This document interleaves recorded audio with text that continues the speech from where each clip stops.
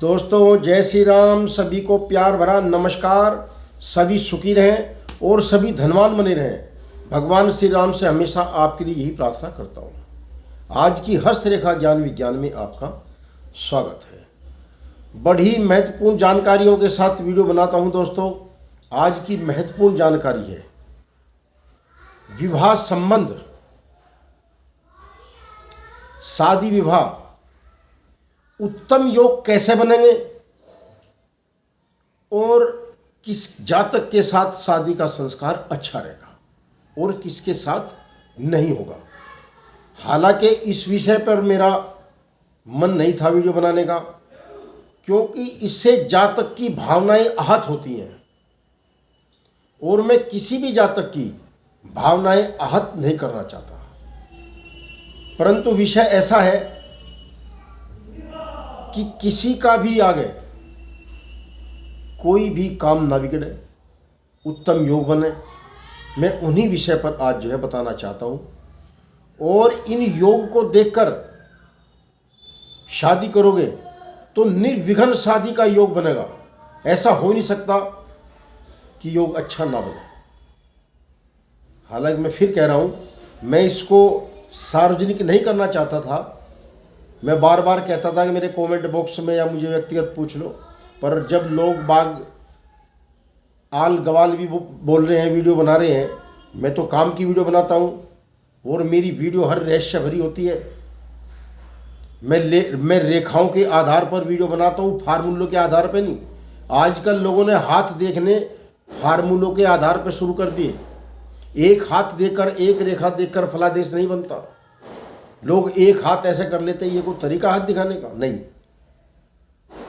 ये देवियां हैं, हमारी 5 उंगली देवियां हैं, इसके बारे में दोबारा बताऊंगा मैं। परंतु आज जिस विषय पे मैं बात कर रहा हूं उस विषय पे ही विस्तार से वर्णन करूंगा। तो दोस्तों सबसे पहले हमें किस जातक के साथ में परिणय संबंध बनाने चाहिए, किसको अपनी बहू बनाकर लाएं और किसको अपना दामाद बनाकर लाएं, ये बड़ी अहम जानकारी है। और खुद भी देख लें, अगर किसी के हाथ में इस प्रकार के दोष हों तो किसी का जीवन खराब मत करें। चाहे लड़का हो चाहे लड़की हो, कुछ भी हो, अगर इस प्रकार के दोष हाथों में हैं तो किसी का जीवन खराब ना करें। पहले उसका शुद्धिकरण करें या उसके ऊपर विचार करें कि मैं इतना रिस्क ले रहा हूं और मुझे इसके ऊपर जो है सफलता प्राप्त करनी है। तो आयु में आते हैं कौन से योग हैं जिनके साथ शादी नहीं करनी चाहिए। बड़ी पेटेंट बात है दोस्तों, और मेरा चैलेंज है, मेरी बात झूठी नहीं है।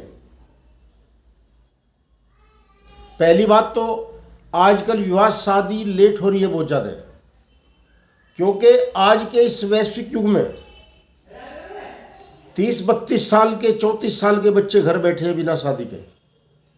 मैं अब से 30-35 साल पहले हस्तरेखाएं देखता था, 35-36 साल पहले, तो हाथों में योग निकलता था 20, 22, 23, 24, लास्ट 25 मुश्किल होता था।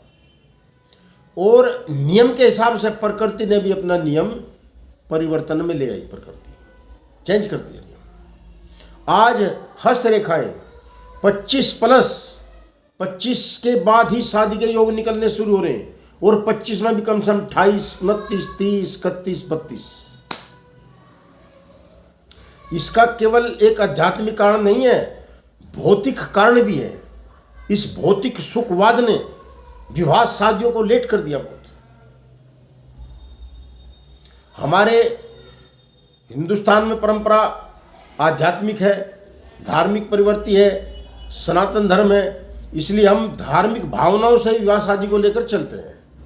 हमारे पश्चिम देशों में विवाह शादी एक ऐसा है कि वो इसको एक वैज्ञानिक दृष्टिकोण से ही समझते हैं। जैसे हमारे संस्कार हम उसको ही लेकर चलते हैं। तो दोस्तों होता क्या है, हस्तरेखाओं में ये हमारा जो है ये बुध का क्षेत्र माना जाता है। इसको बुध का क्षेत्र समझते हैं। यहाँ पर जो है हमारी ये विवाह रेखाएं होती हैं। मैं सबसे पहले उस चिन्ह के बारे में, उस विषय के बारे में बताता हूँ जो अनिष्ट है।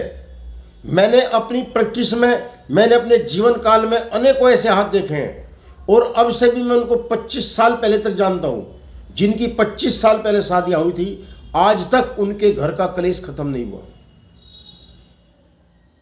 और होगा भी नहीं। मैंने 25 साल पहले इनको जागरूक किया था, भैया जब शादी हुई तुम्हारे अंदर ये विकार है और इस पर तुम कोई न कोई उपाय करो, या तुम्हें बता दिया तुम सूझबूझ से काम दो। परंतु जो ग्रह के योग होते हैं वो अपने आप को कहाँ अपने आगे किसी चलने देते हैं। तो दोस्तों, यदि हृदय रेखा पर उसके मूल स्थान पर यदि दीप बना हुआ है, हम इसको हस्त रेखा की भाषा में इसको दीप बोलते हैं, ये हमारी हृदय रेखा है, इसका यह मूल स्थान है। और यहां पर यदि ये दीप बना हुआ है और कोई रेखा शनि पर्वत से निकलकर मंगल के पर्वत पर आई हुई है, मूल पर दीप बना हुआ है और शनि रेखा, शनि पर्वत से कोई रेखा निकलकर मंगल के, उच्च मंगल के, उदुर मंगल के स्थान पर आई हुई है, ये स्पष्ट दिखा रखा है मैंने। और इसके अलावा जीवन रेखा और मस्तिष्क रेखा अपने उद्गम स्थान से अलगाव लिए हुए हो।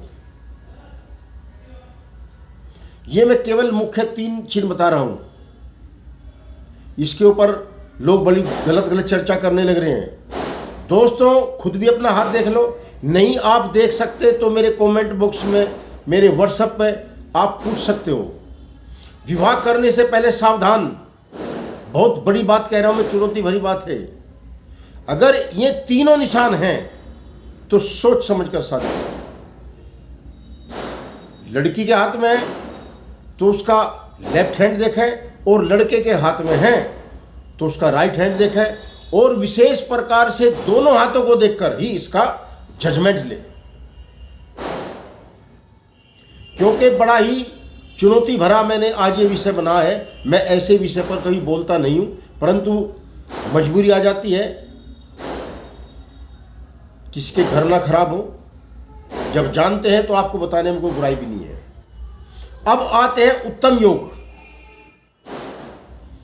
विवाह का सबसे उत्तम योग कौन सा है? जो निर्भीक होकर शादी कर दो, जिन जातक के हाथ में ऐसी रेखाएं, ऐसे निशान हैं। सबसे पहले उत्तम योग बनता है अगर हमारे हाथ में एक शुद्ध विवाह रेखा अपने उद्गम स्थान से चलकर और बुध के आखिरी छोर तक आ जाती है, और यहां पर कोई स्टार बन जाता है। ये स्टार की आकृति होती है मित्रों, इसको हम स्टार की आकृति बताते हैं।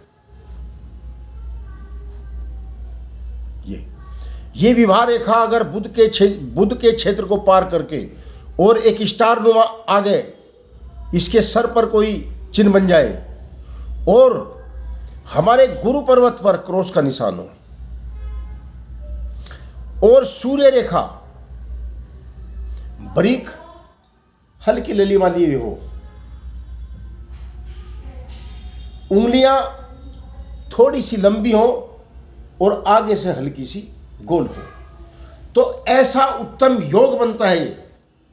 ऐसा उत्तम योग बनता है कि जीवन भर उनका जो परिणय सूत्र है वो खराब नहीं होगा, बिगड़ेगा नहीं, और एक दूसरे के अति प्रेम पूर्वक होंगे, एक दूसरे से बहुत ज़्यादा प्रेम करेंगे, और कभी भी गृहस्थी खराब नहीं होगी। ऐसी इन सुंदर रेखाओं का योग बन जाता है, इसको महायोग कहते हैं। बड़ी काम की वीडियो है दोस्तों, देख लिया करो, और मेरा चैनल भी सब्सक्राइब कर दिया करो। बड़ी मेहनत करता हूँ मैं आपके लिए, और निर्भीक बोलता हूँ, निडर बोलता हूँ। मुझे किसी को लालच नहीं है, ना मैं दुकान खोल रखी और कैसे हाथ देख के बता दिया, ऐसा कुछ नहीं बताएगा कोई भी, क्योंकि ये बहुत बड़ा रहस्य है। इतना बड़ा रहस्य है, किसी के जीवन के बारे में बताना ये कोई छोटी मोटी कल्पना नहीं है कि आपने मुंह से बोल दी और पूरी हो गई। मैं रेखाओं का विश्लेषण करके ही बताता हूँ। लोग तो फार्मूलों के आधार पर बता रहे हैं, मैं रेखाओं के आधार पर बताता हूँ। तो दोस्तों मैंने दोनों ही बताए हैं, उतराव चढ़ाव, शादी अच्छी किससे होगी और शादी का महा उत्तम योग क्या होगा। मेरी वीडियो लाइक करें, सब्सक्राइब करें, मेरा हौसला बढ़ेगा और ऐसी ही अद्भुत जानकारियां आपके लिए मैं लेकर आऊँगा। विवाह के लिए कम से कम मेरे पास 50 वीडियो है। ये छोटी मोटी कहानी नहीं, केवल मैंने मुख्य बिंदु पर आपको बताया है और ज़्यादा भी नहीं। तो ये चीज़ देखकर तो शादियों का सूत्र बंधन करें जिससे कि अच्छी शादी चले। जय श्री राम।